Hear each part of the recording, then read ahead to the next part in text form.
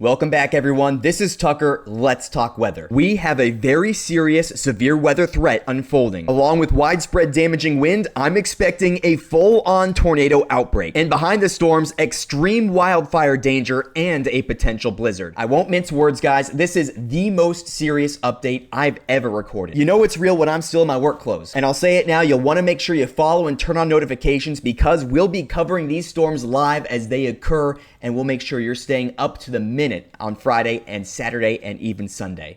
Let's get right into it though, and you're looking at our severe weather risk levels for Friday. You already see this level 4 out of 5 risk here right for the central part of the country outlined in red, including cities like St. Louis, Springfield, Illinois, Peoria, Decatur, and Champaign. This is where severe weather is most likely and where we are likely to see the highest end threats.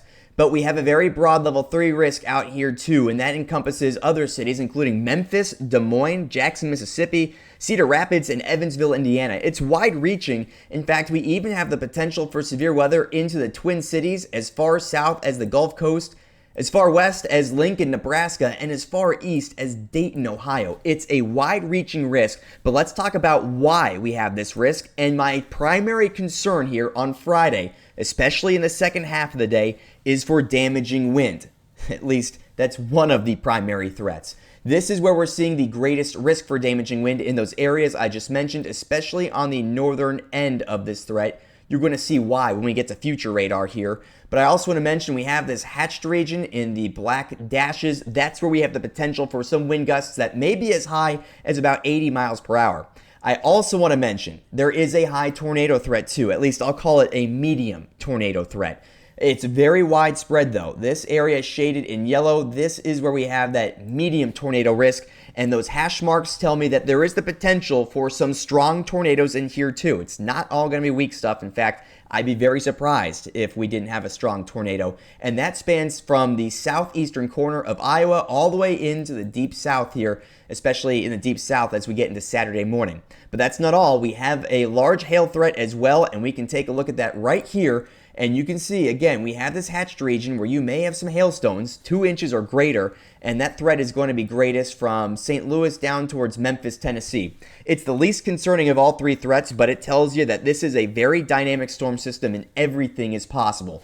I want to get you over to timing now so we can let you know when you need to be most weather aware. And here we go. The early afternoon here across much of the Midwest, you're going to see the southwesterly wind really begin to rip. That's a big reason we're talking severe weather, as there is a lot of wind energy just several thousand feet up in the atmosphere. Storms begin to pop up here as we get into the early evening hours. This is around 5 o'clock, and you're seeing our threat begin to develop in places like Kansas City, out through northern Missouri, Iowa especially. And we're going to see all of this begin to form a line and move to the east and northeast. So let's move this forward now. We're getting to those early evening hours. Sun's beginning to set right here. And by the way, these storms may look small here on our future radar, but they have a lot of energy to tap into. So do not let the size of the storms fool you. In fact, a lot of times these smaller storms are even stronger than the big clumpier ones. Here we're looking at the hour of 9 to 10 o'clock. That is a powerful line of storms even after dark, chugging through the area, especially impacting places like southern Minnesota. We're looking at western Illinois being impacted here, southern and eastern Missouri. St. Louis is getting hit around this time too. And as we push this even into the overnight hours, this is around 1, 2 a.m., we have the potential for severe weather spreading into places like Indiana and even Ohio by the time we get to early Saturday morning before storms temporarily weaken. Of course, that's not the only place we're looking at severe weather at this time. I'm going to bring you to the south now too. And in the south, we didn't talk much about the afternoon and evening because this portion of the threat actually starts to get higher once we get into the morning. And you're going to see storms out here right now, by the way, for reference, we're looking at midnight. You're going to see storms out here begin to pop up after midnight, just a few of them, but they will have the potential to produce severe weather right off the bat. And those initial storms, if they do not produce severe weather, we have this second line of storms. This is actually our primary storm threat as we move into Saturday. Speaking of, let's jump into your Saturday risks, as I expect it to be an even higher threat than Friday. Moving into Saturday, you can see once again we have this level 4 out of 5 severe weather threat in the south. Let me tell you this though, and this is very rare, but I do expect we're going to see this upgraded to a level 5 out of 5 risk as we get closer to the date. We only get 1 or 2 of these per year, so this is a really big deal, and it should signal to you how serious this threat is. This is going to include cities like New Orleans, Birmingham, Baton Rouge, Montgomery, and Mobile. But we still have this widespread level 3 risk, which I expect will be upgraded in some areas as well, including Nashville, Tennessee, Atlanta, Columbus, Georgia, Knoxville, and Huntsville. And this threat extends very far north too. In fact, Cleveland, Ohio is even included in a level 2 risk, and that extends way out of this primary threat zone. I want to remind you too, because this will be very important. If there is a tornado warning where you are, and God forbid a tornado, make sure you head to the lowest floor of your house, a basement if you have one, but if you don't, just get into an interior room. If you live in a mobile home, I would strongly consider finding somewhere a bit safer to go on Saturday. This is that kind of a threat, and you really need to put your safety first here. I cannot say that enough. I also do want to mention that we have this probability map here for our severe weather threat. And anywhere you're seeing those hash marks, those black hash marks, that's where you have the potential for significant severe weather. Again, those would be your wind gusts up to 80 miles per hour, even more. That's where we are likely to see some strong tornadoes. I'm expecting, EF3 plus tornadoes will be occurring. And, I hope not, but there are likely to be stronger than that in this threat as well. At least the potential is there for a really high ceiling storm risk. And even if you're in places like Kentucky, out through Ohio, where that threat is lower, you should at least be thinking about severe weather plans, even if you don't have to take action just yet. Like we did before, though, I want to get to timing so you're aware of when this threat is greatest. So here we are, early Saturday morning in the south, when this severe weather threat begins, and it will increase very quickly through the morning. I'm going to move us into the lunchtime hour here, and this is where our threat will already be very high. What we're seeing here, that's very concerning to me, is a really clear warm sector. All that space out in front of the storms, it's not being mushed up by other storms and rain. It is completely open for our severe storms here, this line, to eat up all the energy and produce things like damaging wind, large hail, and tornadoes. And that tornado threat is very high with any of these storms. I can tell you now, it's almost a certainty that all of them will be spinning, and many of them will produce tornadoes at least at a time. You can already kind of see that hook shape on our future radar here. I'm switching to our longer range model now so we can see the extent of the storm threat. And what you're getting a look at here are storms that are going to continue to be strong as they move east throughout Saturday. Here we are Saturday evening, really impacting Alabama and reaching Georgia by the time we get to Sunday morning. And early Sunday morning, we're still looking at a powerful line of storms moving east through Georgia. And this will continue to produce a severe threat on Sunday as well, which we'll talk about separately coming up. But I want to show you those areas farther north now too that will be impacted, of course, at the same time.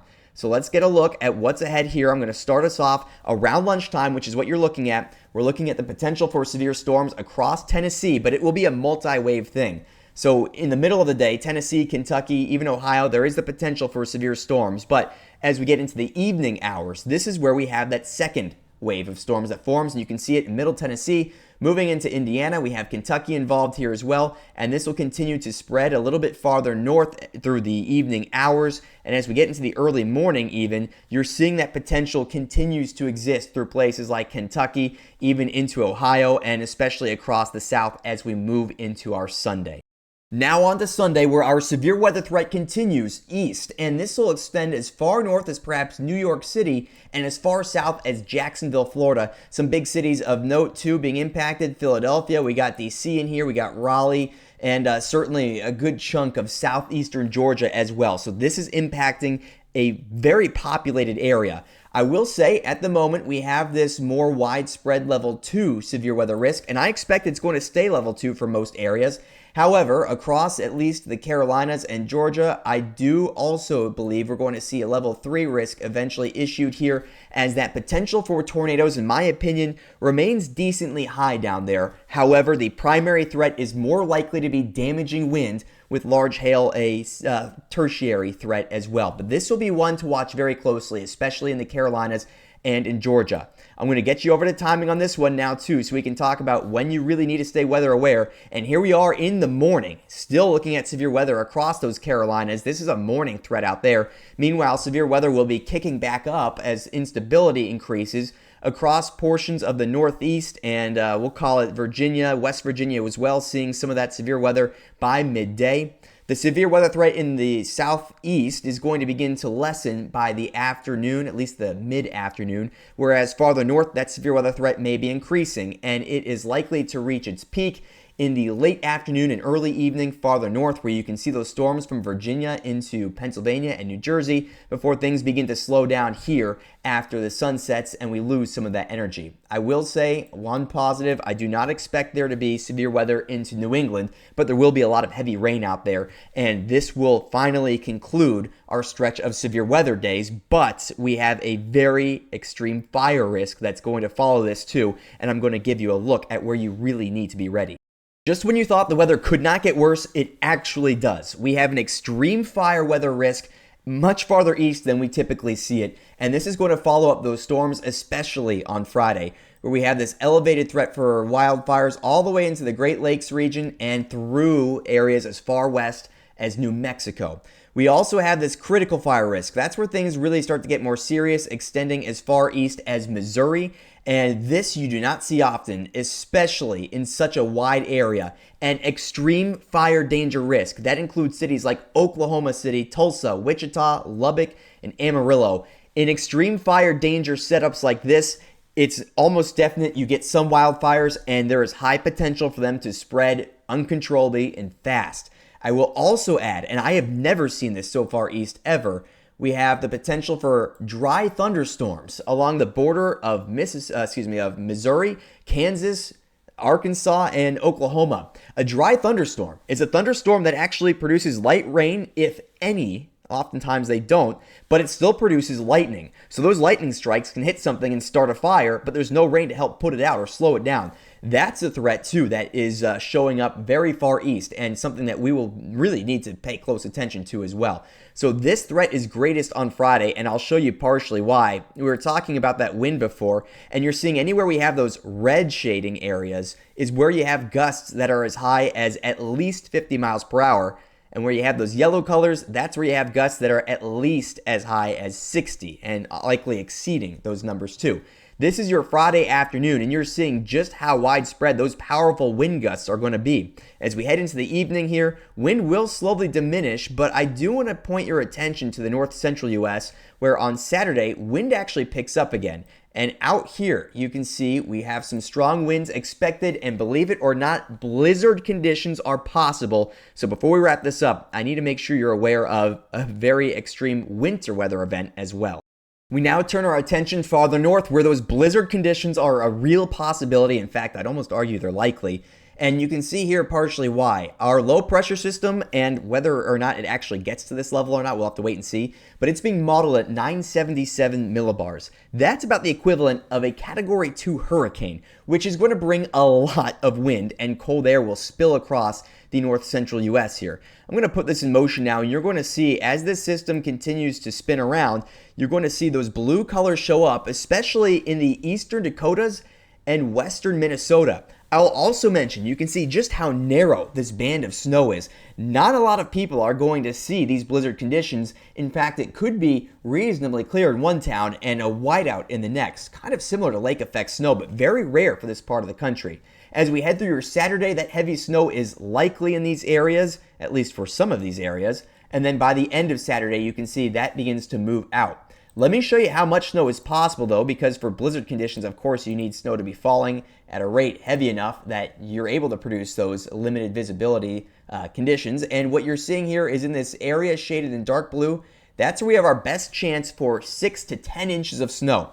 Not everyone in there is going to get that much, but somebody in there has a decent shot at it. Fargo, North Dakota is right in the middle of that highest risk right now.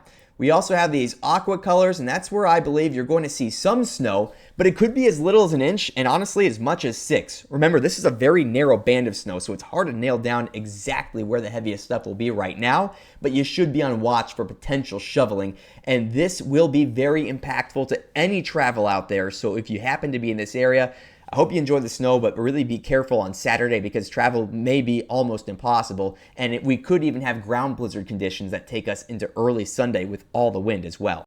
Make sure you have a way to get warnings. Make sure you know where to go if there is a warning where you are. That's the most important thing these next couple of days. If you have any questions, drop them in the comments. I'm happy to answer any of your questions, whether they're weather or logistics. I want to help you guys out and want you to stay safe. And remember, we will be live streaming, so come back and check in on that as these storms get going on your Friday.